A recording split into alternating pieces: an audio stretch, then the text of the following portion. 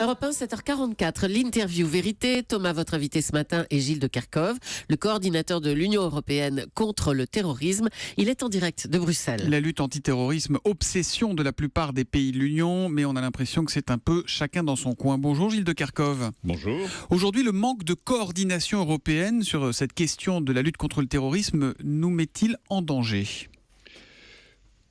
Manifestement, il y a eu un attentat d'une ampleur exceptionnelle et gravissime, mais je ne dirais pas qu'il y a un manque réel de coordination. Ce qu'il faut, c'est l'approfondir et l'amplifier. C'est le constat que les ministres de l'Intérieur ont fait la semaine dernière, qui sans doute referont ce vendredi. C'est qu'il faut mettre en œuvre beaucoup plus vite et avec beaucoup plus d'énergie les décisions qu'ils prennent à Bruxelles dans la réalité du terrain. Visiblement, les services de renseignement ne se parlent pas assez quand même. Vous n'avez pas le sentiment que chacun joue sa partition ? C'est ce que disent d'ailleurs les membres de ces services de renseignement hors micro. Ils disent voilà, chacun est un petit peu sur ses infos à lui, quoi.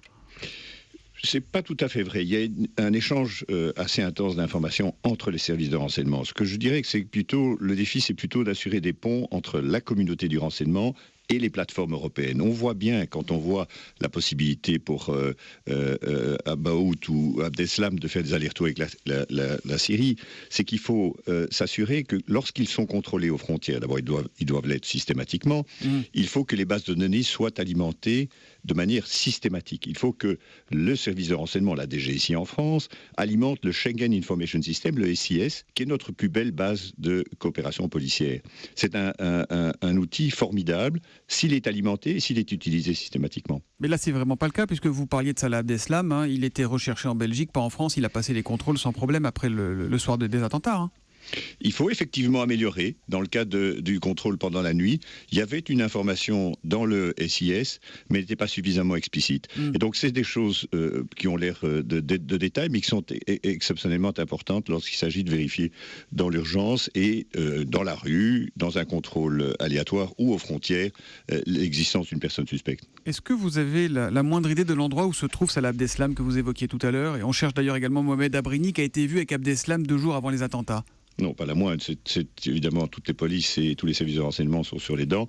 Je suis moi-même pas opérationnel, donc j'en ai pas la moindre idée. Mais vous pensez que malgré le renforcement des contrôles aux frontières, ils ont encore pu passer entre les mailles du filet et être sortis de l'Europe ?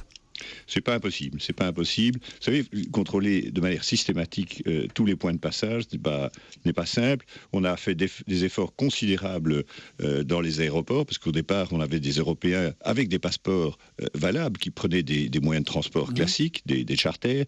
Maintenant, vraisemblablement, il y a l'utilisation de voies terrestres par des postes de contrôle, je dirais, secondaires. Vous dites qu'il n'est pas simple de contrôler tous les points de frontière et tous les points de passage. Est-ce que ça veut dire qu'il faut resserrer encore plus les contrôles aux frontières ? Est-ce qu'il faut oublier Schengen pendant un temps au nom de la lutte contre le terrorisme ? Non, absolument pas. Et c'est précisément parce qu'on veut préserver Schengen, parce qu'on veut maintenir une des plus belles réalisations de la construction européenne, qu'il faut continuer en permanence, mais on le fera encore dans 5 ans et on le fera encore dans 10 ans, à raffiner Schengen en fonction de l'évaluation de la menace. Les ministres ont pris en fond 2 décisions. La première, c'est de passer à un contrôle systématique de tous les Européens. Jusqu'ici, le contrôle n'était pas systématique en raison des textes, mais il faudra changer les textes. À l'entrée et à la sortie. Ça se fait d'ailleurs aux États-Unis. Et l'autre décision, ça c'est assez nouveau par contre... Quand on rentre aux États-Unis, quand on est allé aux États-Unis, on se rend compte à quel point les contrôles sont pointilleux. Là, c'est pas le sentiment qu'on a quand on va et qu'on sort de l'Europe. Schengen, c'est sans doute une belle idée, mais aujourd'hui, c'est une idée qui a peut-être, c'est ce que disent les médias américains, permis à Abdeslam, après les attentats syriens, de quitter l'Europe et d'être peut-être en Syrie aujourd'hui. Peut-être, vous avez raison. C'est un problème. Il faut distinguer les ressortissants de pays tiers qui, eux, sont contrôlés en profondeur et les Européens. Et donc, maintenant, nous allons passer à un contrôle systématique des Européens. En ce qui concerne les ressortissants des pays tiers, nous sommes en train de raffiner le dispositif en s'assurant qu'à côté de la gestion des flux, il y ait des contrôles de sécurité approfondis. Mais on a les moyens financiers et humains de faire ça ou pas ? C'est effectivement ce qui est en train de se mobiliser, c'est d'aider notamment les pays du front, la Grèce, l'Italie notamment avec l'immense flot de réfugiés, de s'assurer qu'il y ait des contrôles de sécurité approfondis, ce qui suppose des connexions informatiques avec les bases de données d'Interpol, des appareils pour lire les passeports et effectivement tout le dispositif technique. Vous défendez, vous, le PNR, le fameux fichier qui permettrait de tracer les voyageurs qui prennent l'avion. Qui freine en Europe, Gilles de Kerchove ? Qui n'en veut pas ? Pourquoi c'est pas déjà en place ? Parce que le Parlement, pendant 2-3 ans, a été extrêmement réticent à s'engager dans cette discussion. Il estimait que c'était un système beaucoup trop attentatoire aux libertés publiques, au respect de la vie privée. Et donc, ça a été d'abord un long processus pour le convaincre d'entrer en négociation. C'est en cours. Je suis vraiment confiant que nous allons atteindre un accord avant la fin de l'année. Vous pensez que ça sera signé avant la fin de cette année, avant la fin du mois? Je suis confiant. Ce qu'on appelle le trilogue ici, la négociation entre la présidence, la commission et le Parlement, est très avancée et je suis assez confiant, en effet. Michel Sapin, le ministre des Finances français, dit qu'il faut s'attaquer également au portefeuille des terroristes, améliorer le gel des avoirs notamment. C'est un point faible aujourd'hui dans la lutte contre le terrorisme en Europe ? Non, on en est à la 4e législation anti-blanchiment et de lutte contre le financement du terrorisme. Je pense qu'on a littéralement asséché l'utilisation du secteur financier officiel, les banques, les transferts internationaux.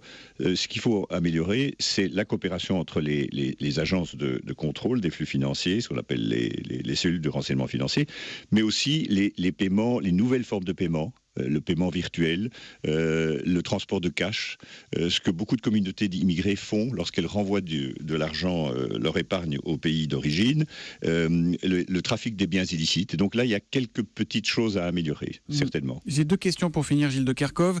Est-ce que vous avez, vous aussi, des informations selon lesquelles le petit frère de 15 ans environ d'Abdelhamid Abaoud serait en route vers l'Europe pour venger son frère qui a été tué dans l'assaut de Saint-Denis? C'est ce qu'affirme un message inquiétant posté sur Facebook par un soutien de Daesh.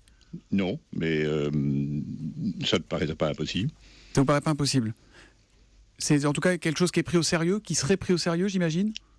Je pense qu'aujourd'hui, de nouveau, je vous dis, je ne suis pas opérationnel, mais on peut vraiment rassurer vos auditeurs. Les services de renseignement sont mobilisés comme jamais. C'est clair qu'il y a une vigilance accrue. C'est le cas en Belgique, vous l'avez vu avec l'augmentation des niveaux de menaces. Je dirais que tous les services, renseignement, police, magistrats, sont vraiment sur le pont. Et pour vous, où en est la menace terroriste en France et en Europe, puisque vous avez une vision globale ?